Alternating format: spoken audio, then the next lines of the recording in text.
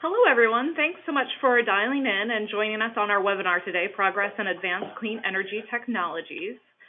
My name is Nancy. Oh, there's a bit of an echo, it sounds like. Let me make sure that everything's going to work okay. All right, it seemed to have gone away. My name's Nancy Meyer, and I'm the Director of Corporate Engagement here at C2ES, and I'm very pleased to be hosting this webinar with my colleague, Jeff Bobeck, who is our Director of Energy Policy Engagement. Jeff, if you want to say a quick hi to everyone. Hello, everyone. Great. Jeff is going to talk a little bit more later on, but I'm going to get started with all of the logistics and introduce some of our speakers before we dive into the meat. But I know we've had over 200 people registered for this event today, so we know there's a lot of interest in understanding advanced clean energy solutions and how these technologies are developing and some of the outlook for their deployment. So we have a great couple of speakers with us today, so very glad you could join us. Now, before we dive into the content of today's webinar, I just want to take note of a few housekeeping items. First of all, the webinar is being recorded and it will be posted to our C2ES YouTube page. And then again, because there are so many participants, we'll be using the GoToWebinar chat box, which you can find on the right-hand side of your screen, for questions. So if you want to submit your questions online at any point in time, I can raise those, or myself or Jeff will raise those during the question portion with our panelists today. So to kick things off, I'm going to give a brief introduction of our work at C2ES, and then our panelists are going to dive in and provide us more details about advances in wind and CCS technologies. We have Julia Bovey, who's the Director of External Affairs at Empire Wind with Equinor, and Walker Dimmig, who's a principal at 8 Rivers Capital and is representing Net Power with us today as our expert presenters. After each of the presentations that Julia and Walker are going to give us, we'll have some time for Q&A directed at the individual panelists. And then at the close of the webinar, we'll take any remaining questions or those that are perhaps more overarching in nature. And again, please submit your questions in the chat box at any point in time when they come up. And so with that, let me say a few words about C2ES. So C2ES, we are an independent and nonpartisan nonprofit organization. We're focused on strong policy action to address climate change. Our core mission is to forge practical solutions to reduce GHG emissions, as well as expand clean energy and strengthen resilience to climate impacts. We're also very well known as being a convener of stakeholders, and we produce several publications along a variety of topics as well. One of the key or unique features that we have here at C2ES is our Business Environmental Leadership Council, and my role here at C2ES is to work directly with our Business Council. You can see here on the slide that includes a lot of top companies in the electric power, manufacturing, transportation, high-tech, oil and gas, and finance sectors, and it's one of the largest US-based groups of companies devoted solely to addressing climate change. One of the great benefits of the BELC is that it's multi-sectoral. So unlike trade associations, companies can talk to other companies outside of their industry on climate policy. And then lastly, I wanted to mention our website here at C2ES. We recently had a big overhaul of our website over the winter this past year. And so if you haven't checked it out, I highly recommend going to our website. There's a lot of resources. You can find all of our reports, our upcoming events, the blog. So please do keep in touch and stay informed with us using our website.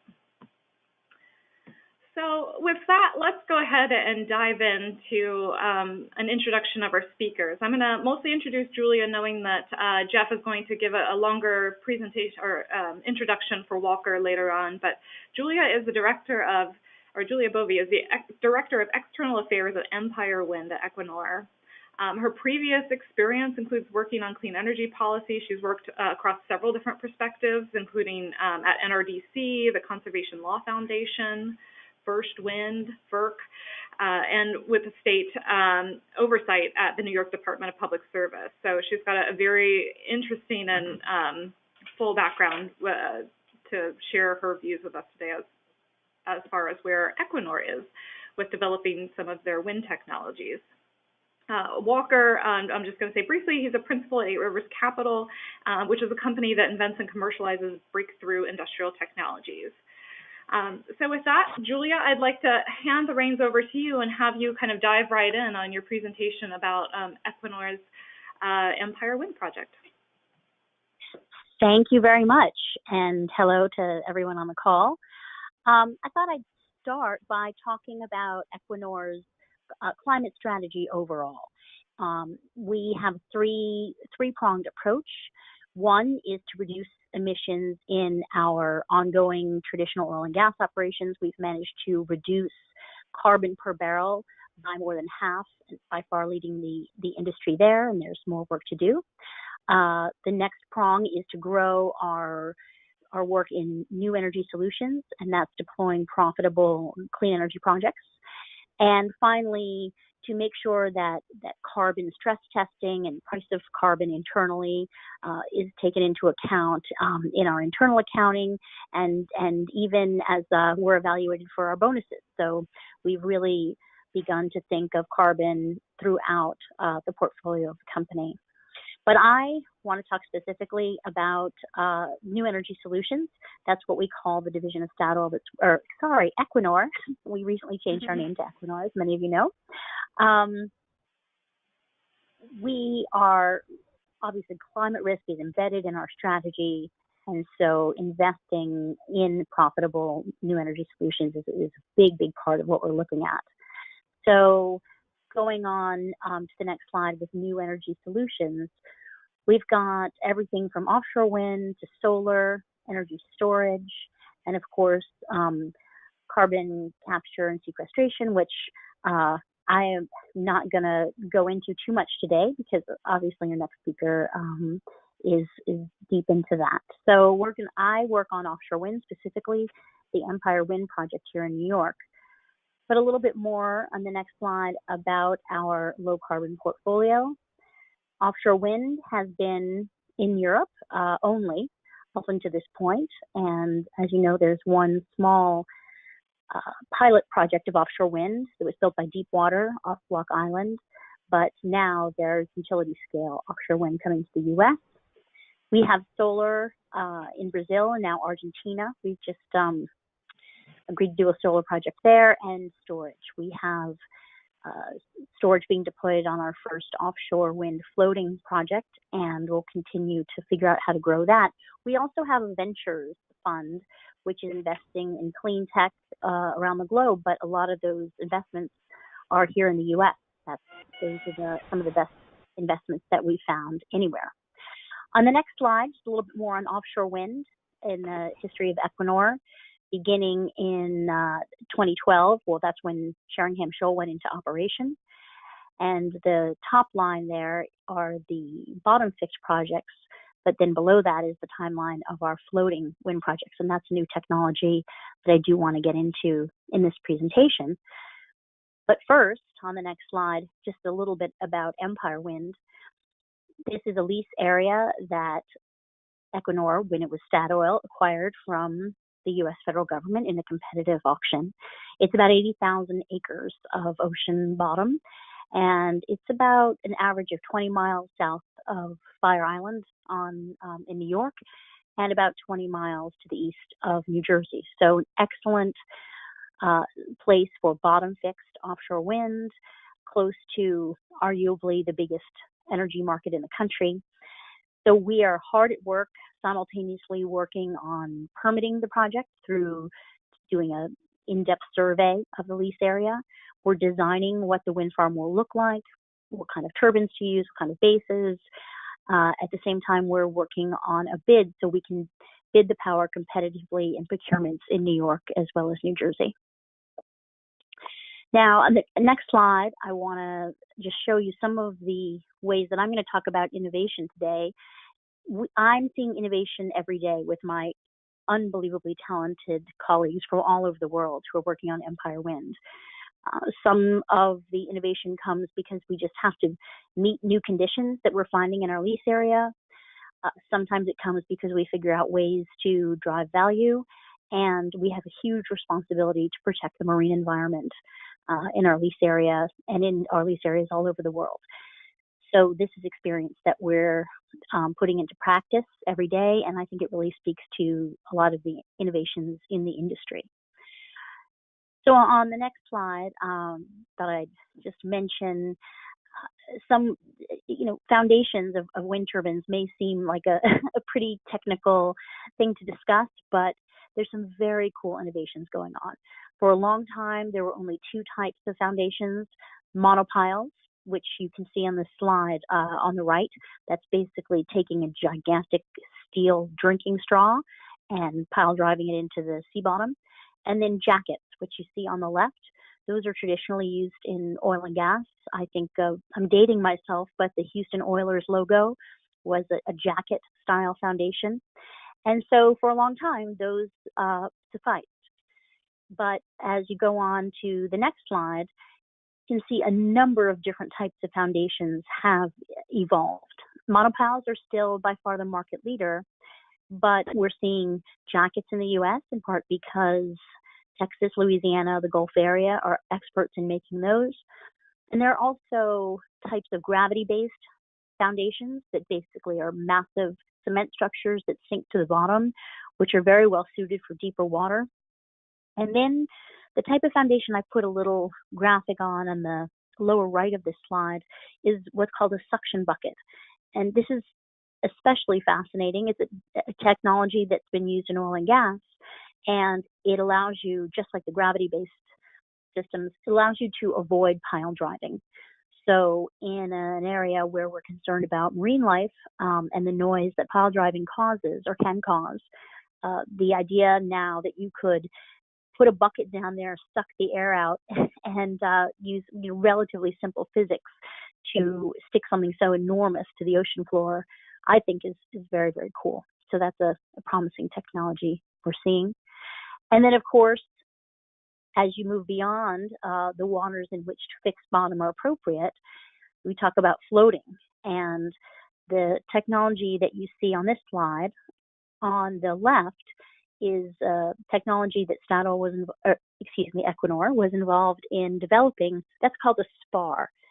And these were developed in an area where you have very deep water that's very sheltered, i.e. a fjord. So those work very well when you have that type of place to launch your turbine from, and then you'd float it out to the site.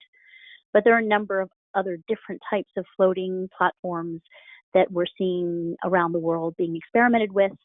For now, Equinor is, even though we do have this spar technology, we're technology neutral when it comes to developing floating offshore wind. So much of the world's oceans are too deep for fixed bottom. So this is very, very promising. The idea that we could do offshore wind in the Pacific, especially where the outer continental shelf drops off so precipitously, is pretty exciting. So that's a big innovation happening now. And on the next topic for innovation I wanted to talk about is just the size and efficiency of the turbines themselves. This is a photo of the Block Island wind farm off of Rhode Island. And this is 5 6-megawatt GE turbines. Now, when I started in onshore wind, we had turbines that were half a megawatt, and then it was a very big deal when we got 1 megawatt turbines. So these 6-megawatt turbines look very big and very powerful to me. However, just in the last couple of years, we've gone from 6 megawatts on the next slide to the announcement of a 12 megawatt turbine. And of course, there were incremental steps in between. So this is, all three turbine companies are talking about machines that are this big, but these are graphics that I took from GE as they are doing a lot of advertising for their 12 megawatt machine. So for those of you that have gazed out on the New York City skyline, we're talking about something as tall as the Chrysler Building. So obviously very, very tall. And the idea that in just a few years we've gone from 6 megawatts to 12, I think really speaks to how quickly we can continue to innovate. And it really means you get a lot more power for the money. Certainly these are bigger, and that means they're more expensive to build and more expensive to install, but it really comes out to a much greater efficiency and savings overall when you can make 12 megawatts of power instead of 6. Now, finally, the third topic I wanted to touch on the next slide is the ways that we're using technology to address being a a responsible citizen and sharing the ocean. We, in our lease area off of New York, have a number of different types of whales, and including the North Atlantic right whale, which is extremely endangered. It's endangered because of ship strikes, because of entanglements in fishing gear, and now that we will be working in this lease area, we need to make sure that we not only don't contribute to the further endangerment, but also try to be part of the solution to the problem. So what I've got on this slide, the star, is the location of a buoy that happens to be in our lease area. And the buoy is equipped with technology from the New York Aquarium as well as the Woods Hole Oceanographic Institute that listens for whales, and it can tell what type of whale is in the area based on its audio profile. We're going to be deploying some floating LiDAR. Those are floating weather stations in our lease area, and we'll be able to equip those with the same technology. So we'll have even more better data on what whales are in the lease area. So what's on the right in this slide, this is actual data that I cut and pasted from the website yesterday. So this is, you can see that just in the last week, there was a right whale in our lease area. Fin whales are there. In the past, the way that offshore wind development, or really any marine construction, dealt with protecting marine mammals was simply not to do any construction when it was their migratory period. What we've learned from the data from this buoy is that the whales are really around a lot of the time and not really when we thought they would be. So what we're going to be able to do with Empire Wind is base our construction on when there are whales. We can stop construction when there are whales. We can continue construction when there are no whales present. So instead of just sort of guessing when they might be around, we're using data and technology to be able to make much, much better decisions for the right whale and for all the marine mammals in the area.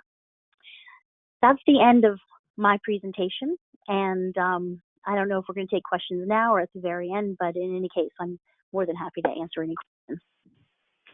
Thanks so much, Julia. That was a lot of great information and covered on technologies that really span a lot of different aspects of the wind energy space. So I wondered if maybe we just take a few moments before we pass it along to our next speaker just to dive in a little bit more on some of the issues that you brought up. One of it was, being Equinor, which has a long history of offshore oil and gas expertise, I'm just curious to what extent that technological expertise has been transferred over into its new energy business and potential further opportunities for leveraging that expertise. Yeah, great question. Oh, I'm sorry, my audio is echoing there. I'm going to walk away from that so it doesn't keep echoing. It's a great question, and when we are looking at some of these new and innovative technologies, people will ask us, well, how do you know that's going to work? And the answer is because we use it in oil and gas. Things like the gravity-based platforms or the suction buckets, these are things that we've seen used on offshore oil rigs. So we know that they can stand up to the most punishing environments and not fall down. So we can really have a lot of confidence deploying them in offshore wind. No, I think that's great. Also, I just wanted to touch on one other issue, which I know tends to be more of a sensitive topic around wind development, which is the viewshed issue. And so I'm curious in terms of technological innovations that are potentially enhancing your ability to maybe take some of those concerns into account. Great question. Well, the most obvious way is that now technology allows us to put the wind turbines much farther out at sea than they were originally. When you think back to Cape Wind, I believe that was as close as 3 miles off of the coast of Cape Cod. It may not be quite that close, but that's at least my recollection. Block Island is about 7 miles. So now we're talking 20 plus miles. So that means they're much, much further in the distance. But the other thing that we're working with is very, very accurate simulations of what the wind turbines will look like to people on the beach or in their communities. And thanks to technology, we can do that much, much better. You know, it's one thing when you tell somebody, oh, well, picture something the size of a poppy seed on the horizon.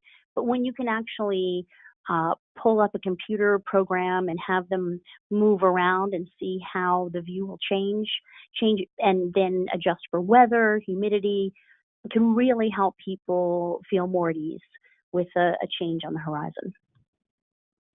That's great. And I think for my last question before I pass it along to our next topic is one more related to how innovations are supporting the business case for your work in your wind energy business, and potentially how some of those technological innovations are making projects more efficient, either cost or otherwise. I know you got into that a little bit, but maybe you could dive in a bit more. Sure. Well, even just the topics that I mentioned, you know, if we would have to commit to not do construction for 4 months of the year because there might be whales in the area, that adds enormous costs. Or having, you know, to put construction off to a 1-year construction project could last 2 years because of those kind of restrictions.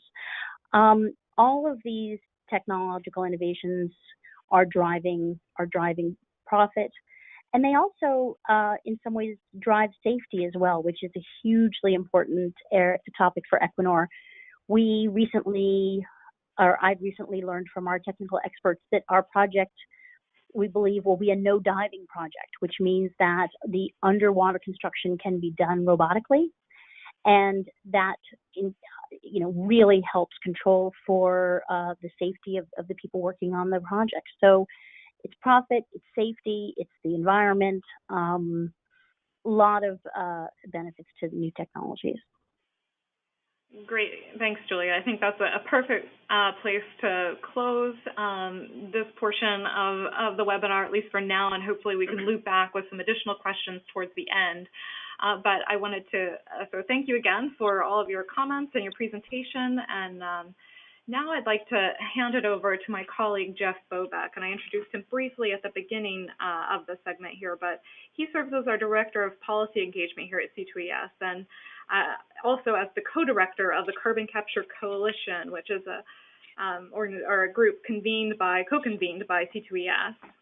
Jeff is relatively new to C2ES, but he's definitely not new to these issues. He joined us earlier this year from the Global Carbon Capture Institute and previously served as the U.S. Department of Energy under President George W. Bush as Director of External Liaison for the Auto Alliance and as a staffer for 2 senior members of the U.S. House. So with that, Jeff, I'll let you introduce our next speaker and take it from here. Thank you, Nancy. So from one type of clean energy to another, carbon capture, it's actually very fitting that Equinor, which formerly was Statoil, led this off because they operate the world's oldest and, frankly, most successful carbon capture project in the Sleipner gas field in the North Sea. The biggest issue with carbon capture is always how can it be financed, and what are the economics of it. The Sleipner field proves that technology is not an issue. However, the technology has improved greatly in the 20 years that the Sleipner project has been in use. And here today to talk to us about one of the greatest breakthrough technologies is Walker Dimmig of 8 Rivers Capital. 8 Rivers Capital is a partner in the development of Net Power, along with Exelon, which is our Belk member, and Toshiba. Walker is a principal at 8 Rivers Capital. He was on the founding team of 8 Rivers portfolio company Net Power, and currently manages commercial sales, marketing, and government affairs activities for Net Power. So with that, let me introduce Walker.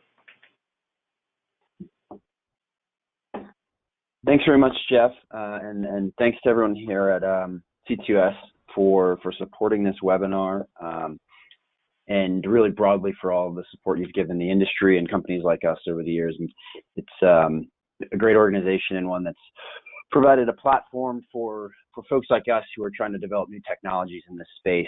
A platform for us to meet other people in the space and talk about our technology, and also sort of learn about and advocate for things within the industry. So thanks to you, Jeff, and to the whole C2ES team. I'm going to talk a little bit today about Net Power. I've got a few slides here that gives just a brief overview of who we are as a company, what our technology does, the type of kind of economic impact we think it'll have, and then our status. So you can go to the next slide, please. So a little bit about who we are. Net Power, as Jeff mentioned, is basically a joint venture of a number of companies in the industry. Actually, Toshiba is a partner of Net Power's from a supplier perspective. We're working with them on the development of a new turbine for this process. But Net Power's actual owners are Eight Rivers Capital, which is the company that I work for, which is a industrial scale technology development firm based in Durham, North Carolina. Second owner is McDermott, a large global engineering firm. Previously, that position was CB&I, also a large global engineering firm, but the two firms just recently merged. So we're certainly happy to have McDermott's support now as well. And then the third owner there is Exelon, the large Chicago-based power generation company and utility. And so together, those three companies are developing both the company and the technology, Net Power. And a little bit about what exactly we are.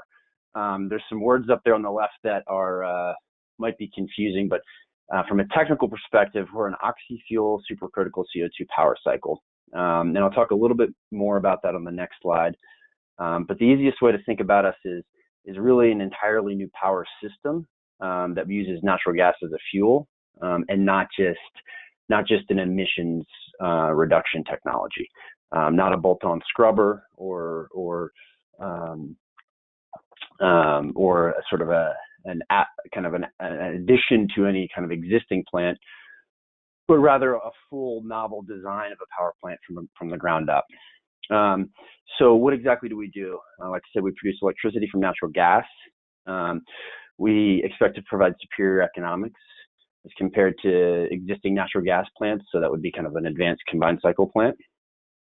Net Power plants virtually eliminate all air emissions. So we have no air emissions. That's not just for carbon dioxide. That also includes SOx, NOx, particulates. Really, there's no stack emitting from this plant. The only air emissions are things that minorly leak from rotating equipment on the plant.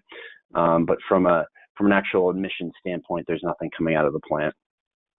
We don't require water.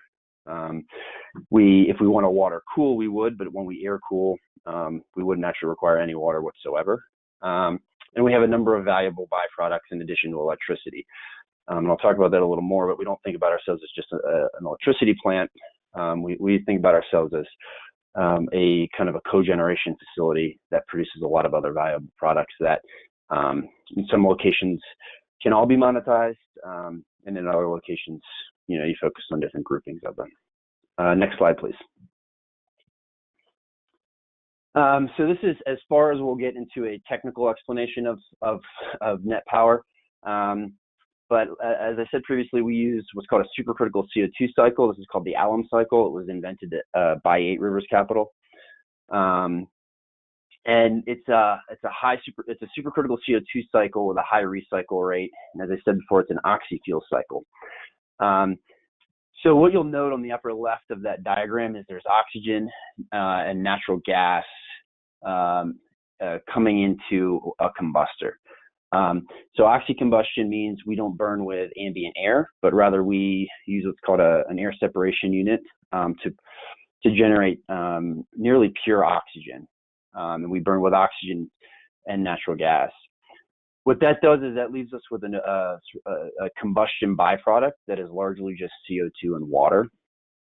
But the other thing you'll note going into that combustor is that the majority of the mass going in there, 94% of the mass, is actually high pressure recycled CO2. So that's what we mean by a high recycle rate. That's also what we mean by a CO2 cycle. Functionally, what's driving this process is supercritical carbon dioxide. We've eliminated steam from the process. We're not a combined cycle. We only have one turbine. And so we look actually very different. In many ways, we look a lot closer to a simple cycle than we do a combined cycle, but working with a very different working fluid and a different combustion environment.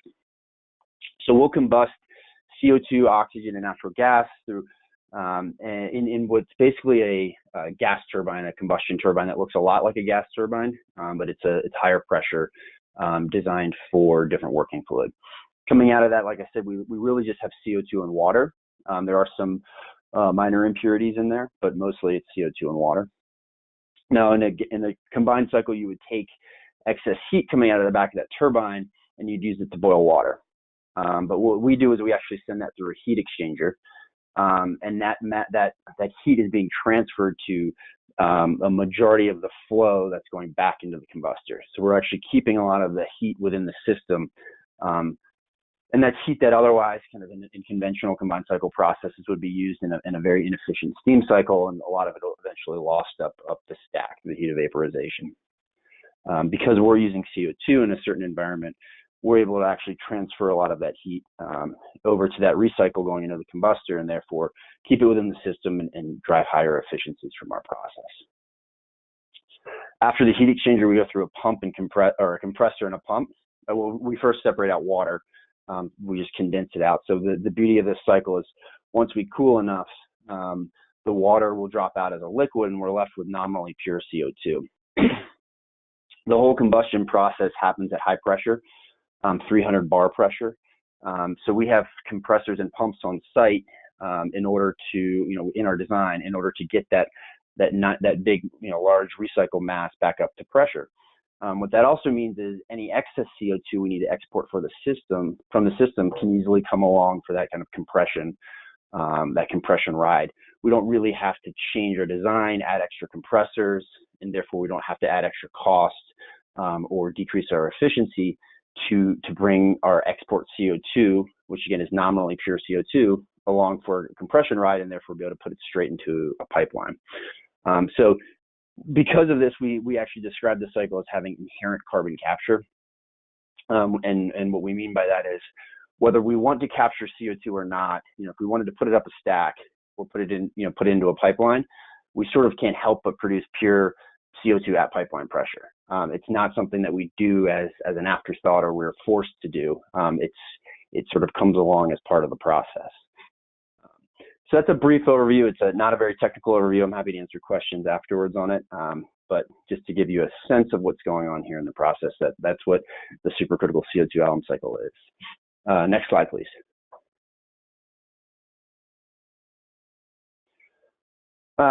So a lot of different things we could show in economics. I chose this chart just to give you a sense of kind of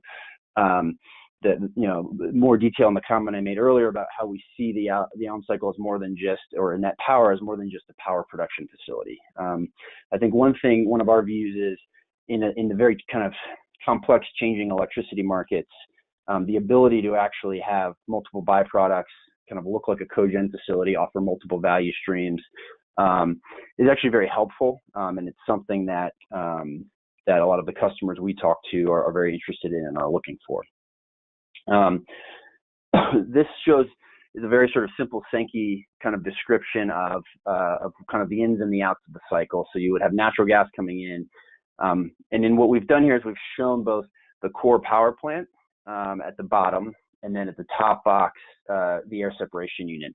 So in addition to producing pure oxygen for us for our combustion process, the air separation unit produces nitrogen, argon, and also some excess oxygen. And so what we're showing here is at various prices that are shown in the bottom there in that commodity pricing box, sort of what the value of those streams can be. Now, we don't necessarily expect that in every location we would be able to sell all of these byproducts. That's not the argument we're making. But what we are showing is sort of what the different values within the ecosystem are And certainly we anticipate electricity and CO2 being central to any sort of development project in terms of the values we're looking for. Some of the other gases might be regionally specific, might have limited markets in terms of, as we build out, we might saturate those markets in certain regions. So, we don't look at those as necessarily something we have to do in every scenario. But one key thing about all those value streams is in any technology development process, you have to come down a cost curve. Serial number 1, as we know very well, is much more expensive than serial number 30, and frankly, so is 1 through 29 as you work your way there, or whatever number. Every technology has its own kind of maturity point. So for us, we view these gases and CO2, frankly, as a critical way for us to compete in the market head to head with existing emitting technologies as we sort of come down our cost curve. One thing on CO2 you'll see there, which is critical and is new. I'm sure many of you are familiar with 45Q tax credits. So the CO2 box has 2 lines going in. One is orange and one is green. The green is showing the value of tax credits into the project. So you'll see that that's provided substantial value for us, and is really going to be a critical financial tool in deploying this technology. And like I said, coming down that cost curve where we think we can eventually compete head to head on electricity alone. And C2S and Jeff and many others played a very helpful role for many years in trying to get those credits reformed so that they're usable for folks like us. And so we're very thankful for all of the effort that organizations like C2S put into that. Next slide, please.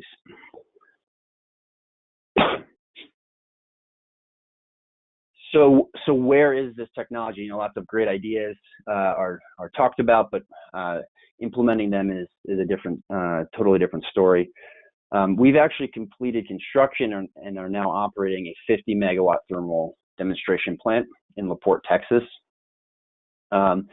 This plant is actually, our development program. What we didn't want to do is design ourselves into sort of corners that were interesting stepping stones on the way to a commercial plant, but not necessarily directly scalable to that process. Meaning there are things that we could have done to maybe build smaller demonstrations, but they're not necessarily applicable to the commercial scale. And what we really care about is getting a commercial product developed. So we started with our commercial design, which is a 500 thermal input design. So it's about a 300 megawatt electric plant. It's about 60% efficient. And then we took that design and we scaled it all the way back as far as we could in order to set the kind of demonstration point.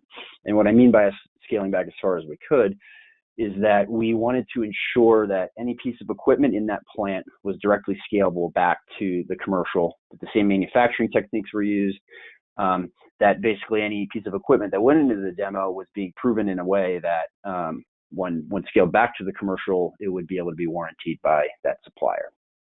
So that sort of drove our design size and how we ended up at 50 megawatts thermal. The key process equipment is laid out in the diagram on the bottom chart there. But the main kind of pieces of equipment blocks are a fuel gas compressor, which gets our natural gas up to pressure, oxidant compressor, which gets our CO2 up to pressure, an oxidant pump, which takes the CO2 the oxygen the rest of the way. The heat exchanger train, as I mentioned, coming out of the turbine, the heat exchanger does a lot of the heat transfer here.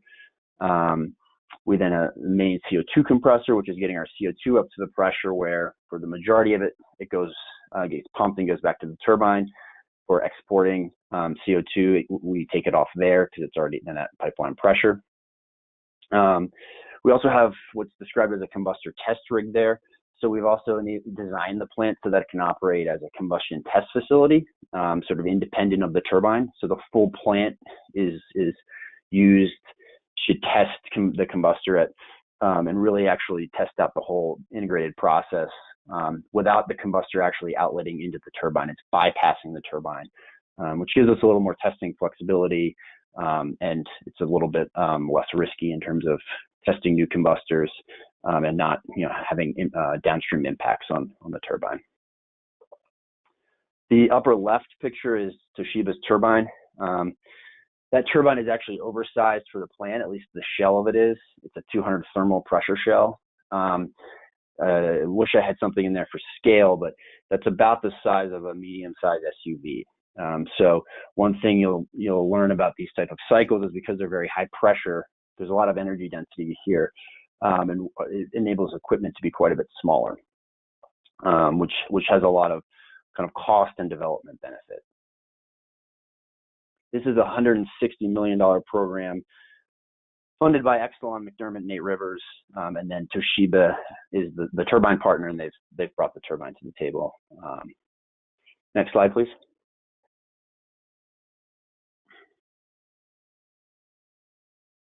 So we are now, as I said, we're now operating. That plant broke ground in March of 2016. We started commissioning late last year. We announced first fire in May. Where, as I said, we're operating the plant kind of with the turbine actually being bypassed by the combustor. The turbine is spinning at its rated speed. This is just, again, a way of getting really the full plant tuned at all of our kind of key operational points without having to kind of add the turbine into the middle of it. So it's really the most critical kind of technical validation of the process. We're really proving, one, the combustor being really the most unproven piece of equipment used in this process. We're getting that demonstrated, but the reality is it's a very integrated process due to kind of that high recycle rate. The whole system is tightly integrated and has to be operating in a really finely tuned way, and we're able to do that right now. And then later this year, we'll be plugging the combustor into the turbine itself, and we'll move from kind of that mode to actual power generation, and that'll give us the kind of final missing pieces on performance, which would be another important milestone for us. We've already achieved many tens of hours of operation, and so far we're very, very happy with what we've seen. Next slide, please.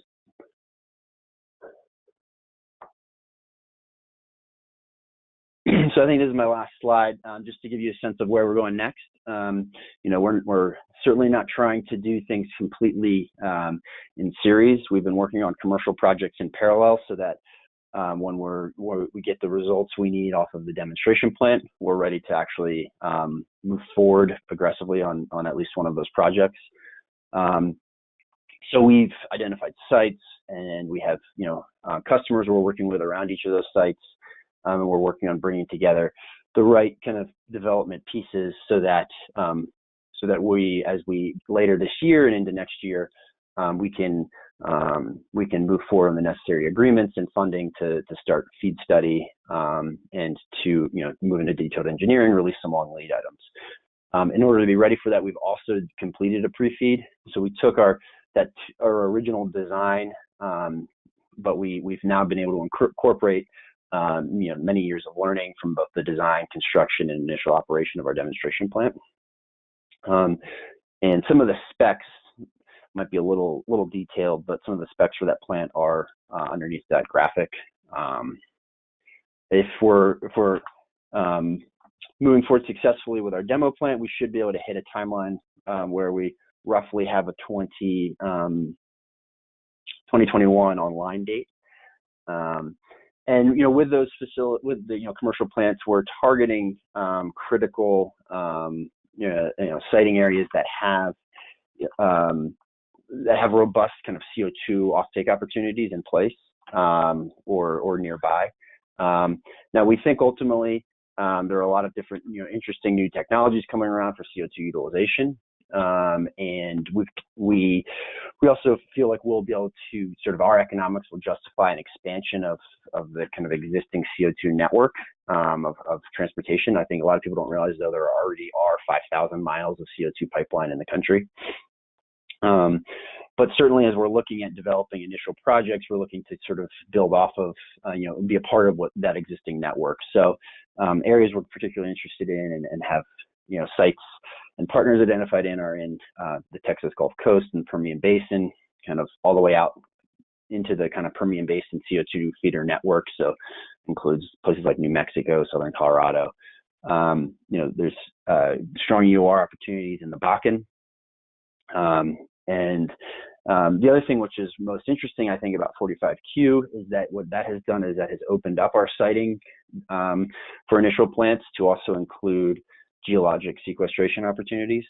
I think our view is that given we believe we'll eventually be able to compete head-to-head on electricity economics alone, geologic sequestration will be opened up by this technology economically. But 45Q enables us to think about it even today, early on, when we're sort of coming down that cost curve. So that's a huge benefit that opens up a number of places in the country where we had interest, but was kind of viewed as a longer-term development opportunity, and now we're able to kind of think through some of those opportunities on a shorter timeline. So I think that's it, and happy to take any questions. Thanks, Walker. This is Jeff again. I mentioned project economics at the top of this discussion, and it sounds like this technology is going to completely change project economics. One thing I wanted to note, the discussion of project economics, you mentioned 45Q, and I wonder if you could expand a little bit more on how important that is, presuming it's important, to getting projects on the ground. Yeah, absolutely. I mean, it's extremely important for us. I think there are a number of challenges to first-of-a-kind projects. There are just development challenges in terms of if you're sort of these plants, it's a new paradigm. And everything from insurance to financing to technology warranties all has to be worked through. But so that's kind of the I think the development risk. There's technical risk that a lot of that's meant to under kind of a lot of the development activities are hopefully able to address as well as possible. But then there's unavoidable cost increase. And there's a whole host of reasons why. I mean, there's a bunch of first-of-a-kind engineering that goes into this. And contingencies added on top from the bottom on up to your final EPC contract that are larger than any contingencies you would see for a mature technology. Supply chain inefficiencies, a lot of reasons that those plants are more expensive just from a CapEx standpoint. So you need to be able to generate more revenue to get those things built so that you can begin cutting out those costs and coming down to what you can realistically project your cost should be. 45Q helps us answer that question in a really important way. I mean, from our perspective, it makes these plants, even at first-of-a-kind costs, economic. And not just economic in a few places we can find the most robust offtake opportunities, but economic in a lot of different locations. So that tax credit is really helps us move forward on one of the most critical front, which is how am I going to pay for that extra CapEx? We have other things, other challenges that come with first-of-a-kind plants that we're still working to address. But perhaps the biggest one is really helped by 45Q in a way that we think enables us to move forward, at least on the economic basis. And the last piece I'll say is just to reiterate what I said earlier. I think the sequestration aspect of this is really critical and interesting. So opening up siting opportunities, partnering opportunities that didn't exist before. Now that we can get credit, we can get economic value for that CO2, whether we sell it for EOR or we put it under the ground. That really changes our view of the market and of siting opportunities. And certainly we hope we'll be able to, I'd like nothing more than to be able to, put a sequestration project on the ground as the first project or early on to really demonstrate that we can do that economically, reliably, and safely. Great. We have a couple of questions from the audience, and we want to be mindful of the time here. Question, what would be needed for the technology to work in parts of the country without ready access to EOR CO2 utilization storage?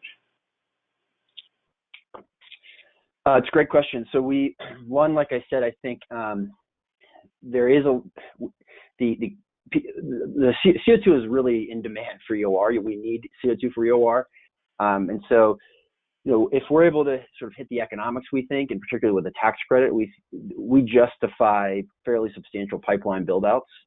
So in terms of expanding the network of CO2 transportation, we think, it's locationally dependent and opportunity dependent, but one, just because a site isn't on the current kind of CO2 EOR network or within the footprint of EOR fields doesn't mean we actually can't make those economics work. Two, we actually think, I guess I would say this, the 45Q aspect in sequestration footprint, the saline aquifer footprint, is much larger than EOR and doesn't necessarily completely overlap. So now with something like 45Q, we should be able, and we are looking at opportunities that are outside of the traditional EOR footprint. And then I think the last thing is we are very excited about CO2 utilization opportunities. And I think that industry or those opportunities have two main kind of challenges. One is supply volume and another is cost. There are a lot of interesting things to do with CO2, but at the volumes at which a 300 megawatt commercial scale power plant produce it, a lot of those end uses are overwhelmed. So one, identifying uses that can take the kind of volumes we're talking about is important. And so we're interested in a lot of different things for doing that, but definitely more industrial type processes, things like cement production, materials production. And then the second challenge that CO2 utilization faces is cost, and that's the piece of the puzzle that we really hope to be able to solve. We hope to be able to really provide people with high pressure, high purity CO2 at little to no cost. And so as a feedstock, that makes a lot, at $60 a ton or $80 a ton, there's not a lot you can do with CO2. At $15 a ton or zero, 15 to 5 or zero with a tax credit, that opens up a whole new set of opportunities of technologies that we can pursue that actually take CO2 and do something useful with it. With just a few minutes left, let's call this the lightning round. One thing I note that's interesting is that not only is the technology a breakthrough, but the way it's been designed is a breakthrough in terms of the fact that it's not just a scale up, it's almost a scale back. As you described, you started with the full scale and designed backwards to create the 50 megawatt pilot. Is that correct? That's right, yes. So that makes it a little easier to create a market because there may be more trust than there's been in the past for a full-scale carbon capture project. So I guess that leads to the question, how big is the market, the future market for net power? It's quite substantial. I mean, we don't view net power as a niche technology that only works in certain places with carbon regulation or EOR. Like I said, I think based on where we hope to be able to take the economics of this, we hope to compete head to head against existing kind of advanced natural gas combined cycle designs. And so what that would enable us to do is really just provide a product that gives consumers both sort of the low cost electricity they want, flexible electricity, help support larger renewable loads on the grid, in terms of the flexibility of the system and enabling an overall network that as we continue to build out our renewable portfolios, we're also going to want to be balancing those with resources that are highly flexible. And we think we can enable utilities to do that. We will enable utilities to do that, but with an option that isn't just somewhat cleaner than existing things, but truly emissions free. And so as we look at where the grid is going, where the industry is going, and where consumers want things to go, I mean, we think this will be really one of the cornerstones that folks use to build out a grid that an electricity portfolio, generation asset portfolio that looks very, very different than from how it does today. Thanks, Walker. I just wanted to take a few moments, this is Nancy again, to maybe pull Julia back into the conversation in the last few minutes. We've got several questions directed at Julia as well over the course of the webinar, so I want to make sure that we get some of those thrown in as well. Walker made an interesting comment that it in some ways it's not a scale up, it's a scale down. Julia actually got a question online about the extent to which maybe Empire Wind is investing in smaller capacity wind turbines rather than going bigger. Is there any opportunity for smaller wind turbines? That's a good question. I think the issue is that there's just a higher return on investment for the larger ones.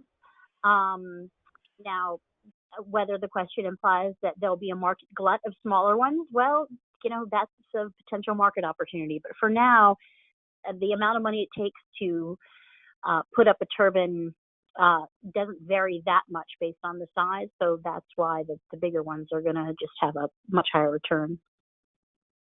Great. And speaking of return, actually, we got questions for both Julia and Walker on costs. And Julia, a couple of folks asked what the projected installed cost and cost per kilowatt hour for your typical wind project is. Is that something you can share with the audience? No, not really. I can certainly say that prices are coming down. We've seen the cost curve in Europe go down dramatically once installations picked up, once there was a market that was secure enough to know there would be ongoing procurement. So that's what we need in the U.S. We need all of these procurements that have been promised to really start moving and start happening. And then I expect we'll see a similar decline to what we saw in Europe. Great. And Walker, maybe just to piggyback on that, several folks were also interested in how the costs compared for your ALLAM cycle plant and a typical combined cycle natural gas plant. Sure. Yeah. So as I mentioned, our view is that we can get this technology, or our target is to get this technology to a point where we are competing head to head with combined cycle, non-capture combined cycle on a cost of electricity. So what that really comes down to, it's more nuanced than this, but mostly it comes down to efficiency and capital cost. So like I said, our efficiency should be around 60%, and there's ample opportunity for that to grow. I mean, that's kind of Gen 1 versus combined cycle, which is around 60 as well, but following decades of development. So we think we have some lower hanging fruit there than existing systems where we can increase efficiency. From a CapEx standpoint, we're also targeting sort of a combined cycle range, so $900 to $1,100 a kW is where we're targeting. Certainly, Plant 1 is more expensive than that, and we've got some targets on where we think we'll hit that maturity point. But that's when we look at the technology out, several years. So once you're into multiple serial numbers of the technology, we think that's definitely a reasonable target. Great. We're at the top of the hour, so I just want to thank you, Walker and Julia, for your great presentations, all the information that you shared with us. Thanks to everyone on the phone who dialed in and asked some really great questions. I'm sorry that we couldn't get to them all. There were so many, so we'll try to follow up with a few of you offline. And then thanks also to my colleague Jeff for being here today and co-moderating with me. So I hope you dial again next time we have a webinar, and look forward to talking to you then. Thanks all.